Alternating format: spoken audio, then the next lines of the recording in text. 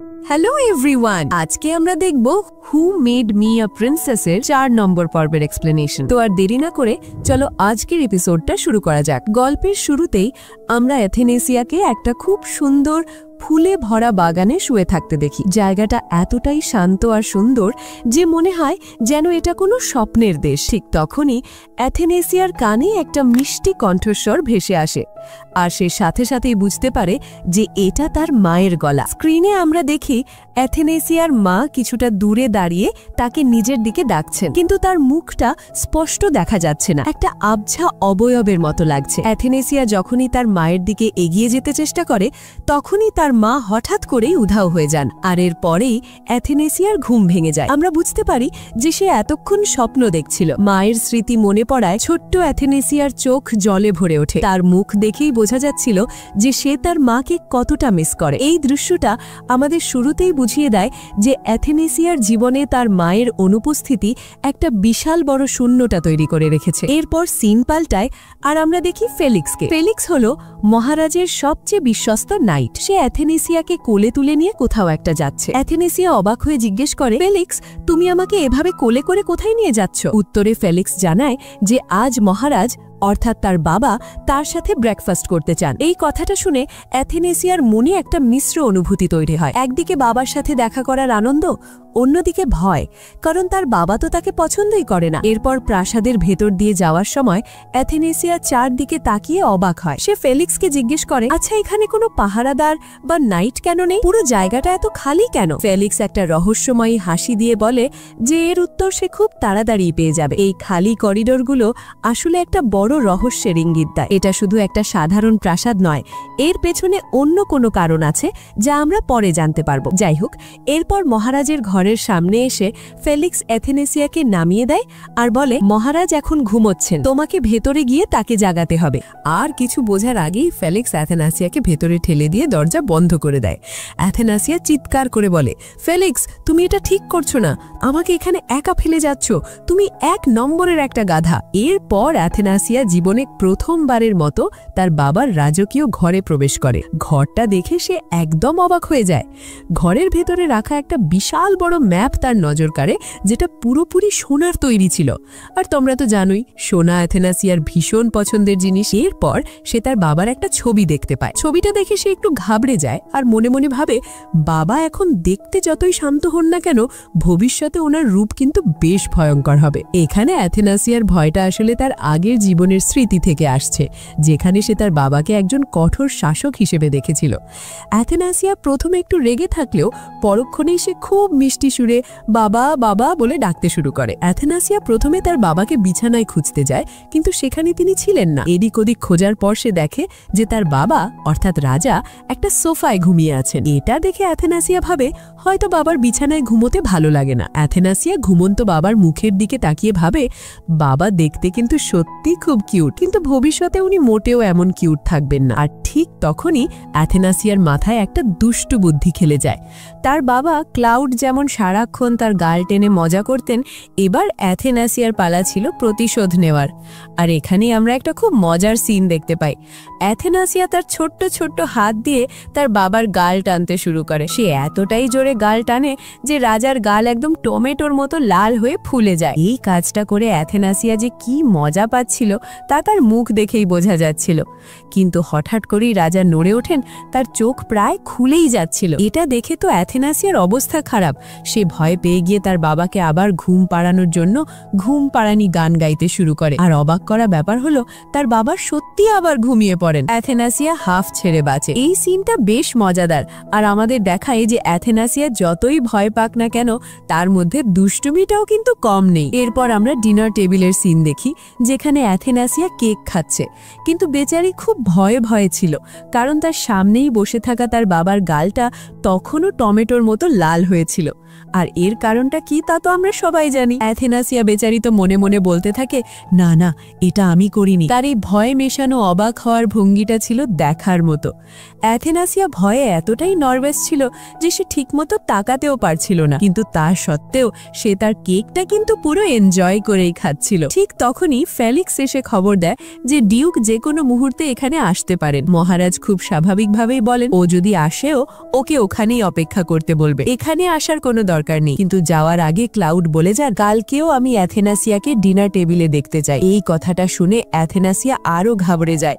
সে ভাবে আমাকে কি প্রত্যেকদিন আমার এই শত্রুর সাথে ডিনার করতে হবে? এরপর অ্যাথেনাসিয়া সাহস করে তার বাবাকে বলে যে তার এই রাজপ্রাসাদটা খুব পছন্দ হয়েছে। এটা শুনে ক্লাউড বলেন তোমার যেখানে ইচ্ছা তুমি ঘুরে দেখতে পারো, তোমাকে কেউ আটকাবে না। এই কথা শুনে অ্যাথেনাসিয়ার খুশি আর দেখে কে সে ঠিক করে আজ সে পুরো রাজপ্রাসাদটা ঘুরে দেখবে। তার মনে একটা আশা ছিল যে সে তার বাবার ঘরে নিশ্চয়ই তার মায়ের একটা না একটা ছবি খুঁজে পাবে। এই ভেবে সে সবার আগে তার বাবার ঘরে যায় এবং চারদিকে মায়ের ছবি খুঁজতে থাকে, কিন্তু সে কোথাও কোনো ছবি পায় না। অবশেষে সে একটা ছবি দেখতে পায় যা কাপড় দিয়ে ঢাকা ছিল। তার মনে হয় এটাই হয়তো তার মায়ের ছবি। সে খুব আশা নিয়ে ছবিটার কাছে যায় আর তার উপর থেকে কাপড়টা সরায়। কাপড়টা একটু সরাতেই সে নিচে ডায়ানা নামটা লেখা দেখতে পায়। এটা তার মায়ের নাম। খুশিতে অ্যাথেনাসিয়ার মনটা ভরে ওঠে, কিন্তু পুরো কাপড়টা সরাতেই তার সব খুশি এক মুহূর্তে উধাও হয়ে যায়। সে দেখে তার মায়ের ছবিটা পুরোপুরি নষ্ট করে দেওয়া হয়েছে। এই দৃশ্যটা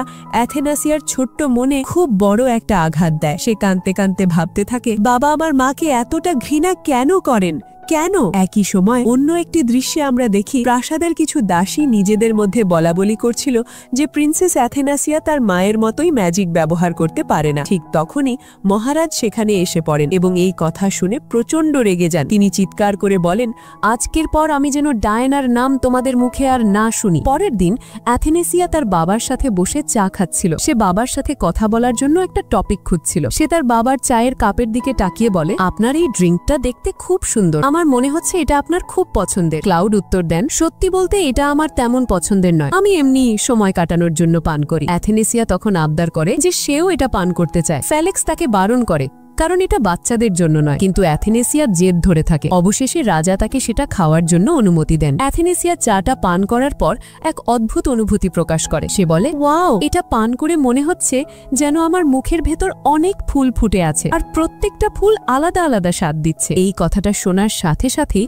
পরিবেশটা একদম গম্ভীর হয়ে যায়। রাজা, ক্লাউড, ফেলিক্স এবং বাকি মেয়েডরাও ভয়ে চুপ করে যায়। অ্যাথেনাসিয়া বুঝতে পারে যে সে হয়তো কিছু ভুল বলে ফেলেছে। ফেলিক্স তখন ভয়ে ভয়ে জানায় যে এই বিশেষ চাটা সেই জায়গা থেকে আসতো যেখানে অ্যাথেনাসিয়ার মা থাকতেন, আর তার মাও এই চায়ের ব্যাপারে ঠিক একই কথা বলতেন যেমনটা অ্যাথেনাসিয়া এখন বলল। এই কথা শুনে অ্যাথেনাসিয়া বুঝতে পারে যে সে অজান্তেই একটা বড় ভুল করে ফেলেছে। সে হয়তো তার বাবাকে তার মায়ের কষ্টদায়ক স্মৃতি মনে করিয়ে দিয়েছে এবং এখন তার বাবা তাকেও ঘৃণা করতে শুরু করবে। এরপর ক্লাউড সবাইকে সেখান থেকে বেরিয়ে যেতে বলেন। তিনি অ্যাথেনাসিয়াকে একা ডেকে বলেন তুমি এখনো ছোট, তোমার চা খাওয়ার দরকার নেই, তুমি এখন থেকে দুধ খাবে। এরপর বেশ কিছুদিন কেটে যায়। অ্যাথেনাসিয়া রোজ সেজেগুজে তার বাবার সাথে দেখা করতে যেত, কিন্তু তার বাবা ব্যস্ততার অজুহাতে তার সাথে দেখাই করতেন না। অ্যাথেনাসিয়া পুরোপুরি ভেঙে পড়েছিল। সে তার আঁকা ছবি যেখানে সে তার মা ও বাবাকে একসাথে এঁকেছিল সেগুলোও পুড়িয়ে দেয়। তার মনে হতে থাকে বাবা হয়তো তাকে আর কখনোই ভালোবাসবে না। একদিন ফেলিক্স আর লিলিয়ান নিজেদের মধ্যে কথা বলছিল। তারা বলছিল যে রাজা যেভাবে অ্যাথেনাসিয়াকে এড়িয়ে চলছেন সেটা ঠিক নয়। লিলিয়ান দুঃখ করে বলে যে অ্যাথেনাসিয়া বেচারি তার মাকে কোনোদিন দেখতেও পাবে না কারণ তার সব ছবি পুড়িয়ে দেওয়া হয়েছে। তখনই ফেলিক্স একটা দারুণ আইডিয়ার কথা বলে, মেমোরি শেয়ার ম্যাজিক। এই ম্যাজিকের মাধ্যমে ক্লাউড তার নিজের স্মৃতি অ্যাথেনাসিয়ার সাথে শেয়ার করে তাকে তার মাকে দেখাতে পারেন। কিন্তু আড়াল থেকে সব কথা শুনে অ্যাথেনাসিয়া সামনে এসে বলে এর কোনো দরকার নেই, উনি আমাকে আর আমার মাকে এতটাই ঘৃণা করেন যে আমি ওনার সাথে আর দেখা করতে চাই না। সে কাঁদতে কাঁদতে আরো বলে আমি চাই না বাবা আমাকে আরো বেশি ঘৃণা করুক। ফেলিক্স তখন অ্যাথেনাসিয়াকে বোঝানোর চেষ্টা করে যে রাজা তাকে সত্যি খুব ভালোবাসেন। সে অ্যাথেনাসিয়াকে কোলে তুলে নিয়ে প্রাসাদের একটা জায়গায় নিয়ে যায় আর বলে তুমি জিজ্ঞেস করেছিলে না যে এই প্রাসাদে কোনো পাহারাদার নেই কেন? কারণ পুরো ক্যাসেল একটা শক্তিশালী সেফটি ব্যারিয়ার দিয়ে সুরক্ষিত।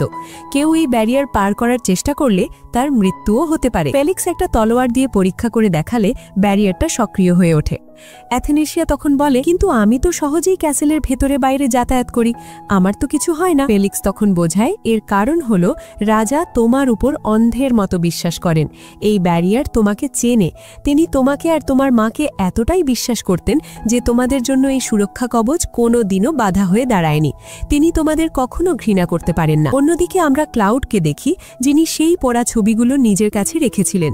তিনি তার ম্যাজিক ব্যবহার করে ছবিগুলোকে আবার আগের মতো ঠিক করে দেন। এই দৃশ্যটা আমাদের ক্লাউডের চরিত্রের একটা সম্পূর্ণ নতুন দিক দেখায়। বাইরে থেকে তিনি যতই কঠোর হন না কেন, ভেতরে ভেতরে তিনি তার স্ত্রী আর অ্যাথেনেসিয়াকে যে কতটা ভালোবাসেন, এই ছবিগুলোই তার প্রমাণ।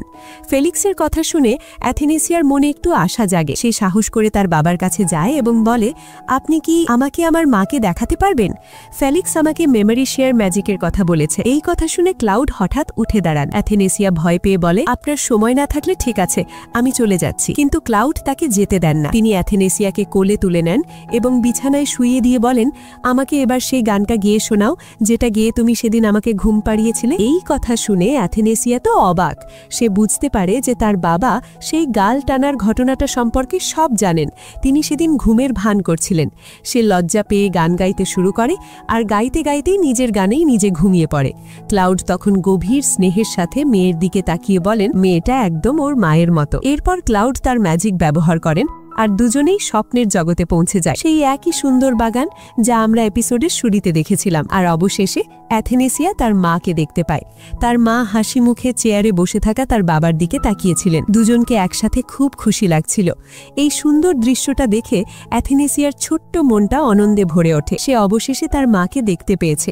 সে মনে মনে ভাবে, আমার মা কি ভীষণ সুন্দর। মনে হচ্ছে মা আমাকে বলছেন জীবনটাকে এভাবেও হাসি মুখে বাঁচা যায়। তো বন্ধুরা, এই ছিল আজকের এক্সপ্লেনেশন। এই এপিসোডটা আমাদের দেখায় যে বাইরে থেকে যা দেখা যায় সেটাই সবসময় সত্যি হয় না। ক্লাউডের কঠোর চেহারার আড়ালে লুকিয়েছিল তার স্ত্রী আর মেয়ের জন্য গভীর ভালোবাসা।